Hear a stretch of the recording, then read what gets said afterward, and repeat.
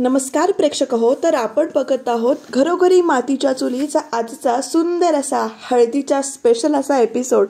तर इथे बघा, जानकी जी आहे ती रूममध्ये असते आणि ऐश्वर्या त्या माणसाला जानकीच्या रूममध्ये पाठवते। जानकी त्या माणसाला आत घेतल्यावर विचारते, तुम्हीच आहेत ना ते जे मला सारखे सारखे भेटताय, मला काहीतरी सांगताय, तुम्ही कोण आहात, तुम्ही का आला इथे, तुम्ही परत असं करू नका। म्हणून ती गुलाबरावाला हाक मारायला जाते, तेवढ्यात तो दार लावतो आणि सांगतो, हे बघा तुम्ही माझ्यावर ओरडू नका, पण मी काही जे आता तुम्हाला सांगणार आहे ना ते खूप महत्त्वाचं आहे। तुम्ही मी सांगितल्याप्रमाणे ती फाईल शोधलीत ना, असं त्यांचं बोलणं होत असताना तिथे सुमित्राई येतात आणि सुमित्राई आल्यावर त्या माणसाला बघून विचारतात की हा कोण आहे म्हणून, आणि तो माणूस तेवढ्यात पटकन ना मागे वळून घेतो।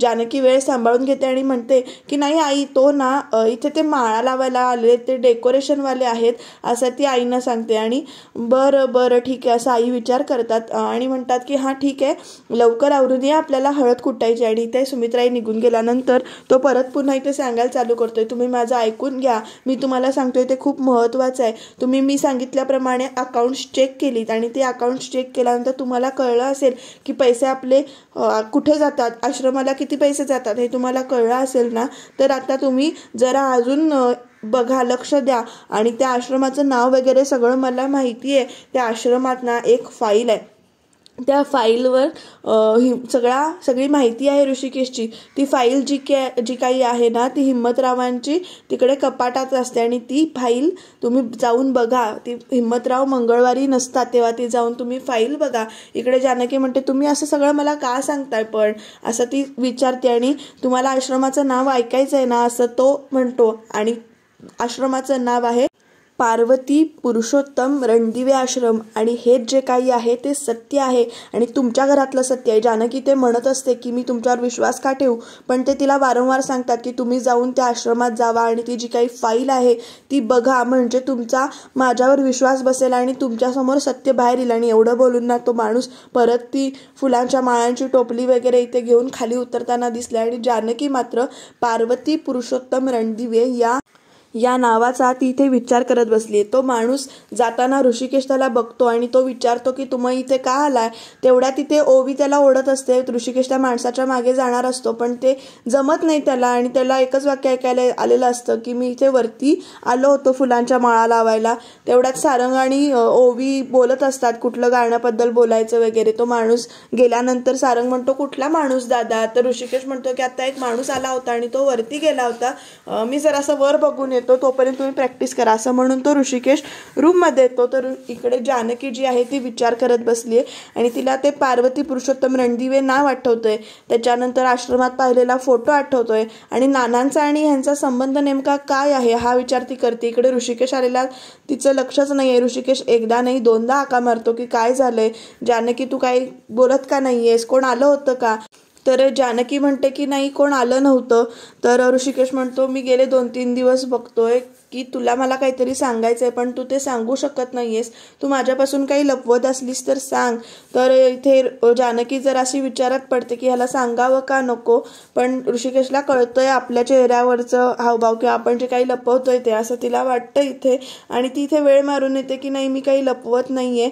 आणि ते दोघं अशी बोलतायत। ऋषिकेश तिला वारंवार म्हणतोय की मी बघतोय ग तुला काहीतरी सांगायचंय, त्याचा तुला पण त्रास होतोय, काही असं आहे का जे तू लपवलंयस का माझ्यापासून, माझं मिसअंडरस्टँडिंग करू नकोस, मला म्हणजे गैरसमज होईल असं वागू नको। पण तिला जानकीला इथे आठवतंय की सारखं सारखं ते पार्वती पुरुषोत्तम रणदिवे नाव सांगितलेलं आठवतंय, आणि त्याचबरोबर त्या माणसानं जे काही सांगितलं होतं की तुमच्या नवऱ्याला यातलं काही कळू देऊ नका, संकट येणार आहे, असं जे काही सांगितलं होतं ते इथे तिला आठवतंय। आणि त्यामुळे ती वेळ मारून येते आणि म्हणते की नाही मी काही लपवत नाहीये, मला काही सांगायचं नाही। आणि दोघे इथे बोलत असतात, तेवढ्यातच इथे शर्वरी येते आणि दादा वहिनी असं म्हणून ती हाक मारते आणि वहिनी तू इथे काय करतेस, चल खाली हळद कुटायची असं म्हणून ती इथे वहिनीला घेऊन जाते। आणि दादाला म्हणते की दादा नेऊ ना मी वहिनीला।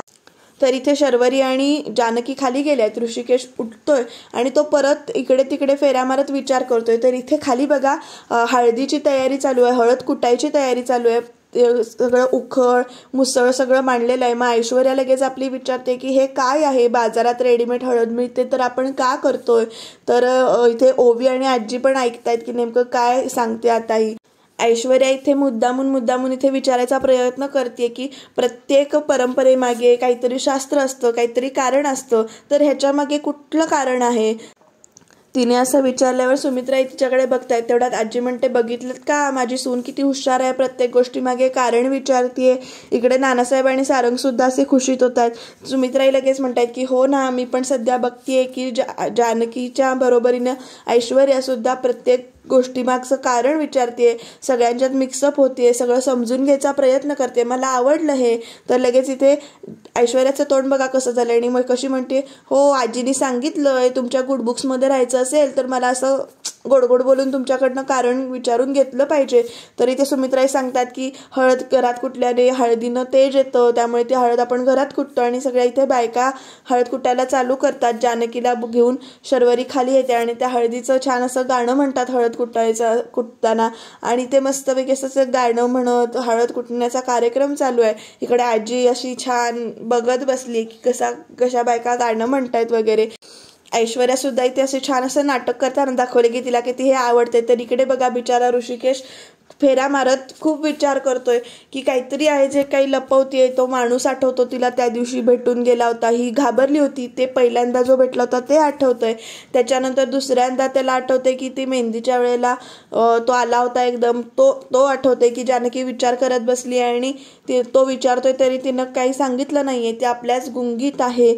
आणि त्याच्यानंतर आजचा प्रसंग आठवतोय की तो माणूस जाताना सांगून गेला की तो वर गेला. खरं जानकीला विचारलं की जानकी कोण आलं होतं का, तेव्हा तिने नाही म्हणून सांगितलं. आणि असं नेमकं काय घडतंय ते मला शोधून काढलंच पाहिजे. आणि तोपर्यंत त्याला हे सुद्धा आठवते की त्याला सुद्धा एक निनावी फोन आला होता की एक जवळची व्यक्ती तुमच्यापासून सत्य लपवतीये, तुमच्या पाठीवर आहे, तुमच्यावर लक्ष ठेवून आहे आणि ती तुमची जवळचीच व्यक्ती आहे जी तुमच्यापासून सगळं लपवते. हा जो काही मेसेज आला होता ते पण त्याला आठवतं. आणि तो म्हणतोय की मी तरी कुठे सांगितले की जानकीला मला फोन आला होता वगैरे, तिला पण असं काही असेल का, तर हे आला असेल का, तर शोधून काढलं पाहिजे. तर इथे ओवी आणि सारंग बघा मस्ती करतायत, खाली एकमेकांच्या पाठीमागे पळतायत.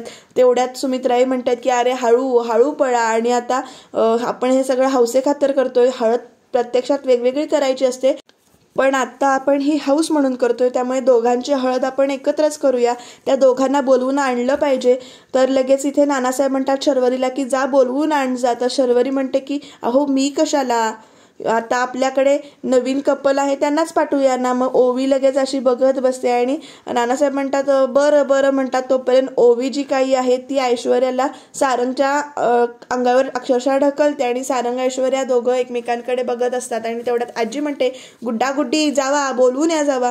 नानासाहेब म्हणतात हे काय नवीन गुड्डी. तर लगेच सुमित्राई म्हणतात अहो आईनं ते त्यांना लाडाचं नाव ठेवलंय. मग नानासाहेब बरं म्हणतात आणि या दोघांना पाठवतात, जावा त्या दोघांना घेऊन याचा, हळद लावूया आपण. मग इकडे ऐश्वर्या जानकीला घेऊन येते आणि लगेच नानासाहेब इथे खुश होतात की जानकी आल्यानंतर वा छान असं म्हणतात. आणि इकडे सारंग ऋषिकेशला घेऊन येतो आणि दोघं मिळून इकडे हातात हात घालून पायऱ्या खाली उतरतात, जानकी आणि ऋषिकेश. नानासाहेबांना बरं वाटतं त्या दोघांना एकत्र बघून. ती दोघं खाली आल्यानंतर त्यांच्यावर फुलं उधळतात सगळी आणि सगळी अशी खुशीत असतात. तर इथे दोघी जाऊन हळद जिथे लावणार असतात तिथे जाऊन बसल्यानंतर ओवी म्हणते की आजी पहिली हळद मला लावायची आणि सारंग काका तू माझे प्रत्येक ह्याच्यात फोटो काढायचे. असं म्हटल्यावर आजी तिला म्हणजेच सुमित्रा तिला हळद लावतात आणि हळद लावून झाल्यावर तर सारंग म्हणतो की आता माझ्या लक्षातच नाही, ओवीचं लग्न करायला पाहिजे असं म्हणून पळापळी चालू होते. ओवी सुद्धा ऋषिकेश जानकीला हळद लावते आणि मग घरातला प्रत्येक सदस्य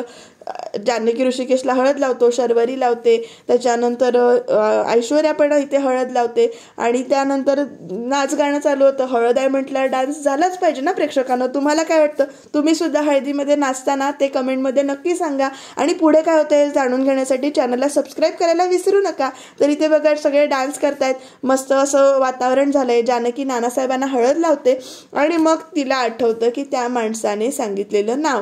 परत ते तिच्या डोक्यामध्ये असं विचार चालू होतात आणि त्या विचारातच तिला ऐश्वर्या जी काही आहे ती ऋषिकेशच्या अंगावर असं ढकलते जरासं आणि दोघं इथे एकमेकांच्या नजरेत अशी हरवून जातात. आणि मग इथे दोघांचा असा खूप सुंदर असा डान्स दाखवलाय.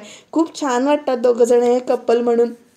दोघे एकमेकांच्या मिठीत असे मस्त असे 2 सेकंदासाठी असे डोळ्यात हरवून गेलेत आणि मग डान्समध्ये तर उत्तमच काय म्हणजे बघायलाच नको, असं मस्त असं रोमॅन्टिक डान्स इथे दाखवलाय. स्वप्न चालून आले या गाण्यावर डान्स करतायत ते दोघं जण.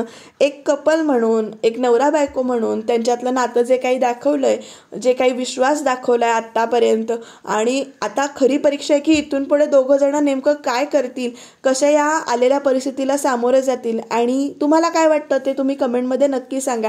तर इथे एकमेकांच्या डोळ्यात हरवले असताना तर बाकीचे सगळे त्यांना चिडवतात आणि हसायला चालू करतात की तुमच्या दोघांचं काय चाललंय. आणि तेवढ्याच प्रेक्षकांना उद्याच्या भागामध्ये बघा इथे काय झालंय. अवंतिका येते इथे जानकीला भेटायला आणि ती इथे लपून बसले, पण ऐश्वर्याला नको ते मात्र बरोबर दिसतं. आणि उद्याच्या भागामध्ये बघा ती इथे ऐश्वर्या दाराला हाक मारते जानकीला आणि तेवढ्यात ती लपून बसली. आणि तेवढ्यात बघा खाली आजी म्हणते की जानकीला कोणीतरी भेटायला आलं होतं आणि ऋषिकेशच्या चेहऱ्यावर पण प्रश्नचिन्ह आहे. काय होईल पुढे बघत राहा. चॅनलला सबस्क्राईब करा.